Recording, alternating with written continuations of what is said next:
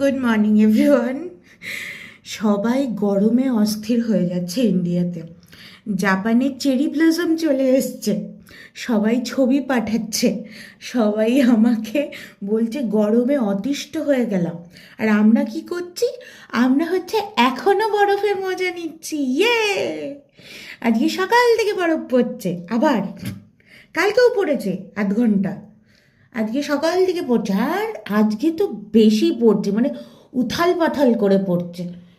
Just দেখো, মনে হচ্ছে চোখ নাক মুখে এসে পড়বে, এই রকম বরফ পড়ছে, বড় বড়।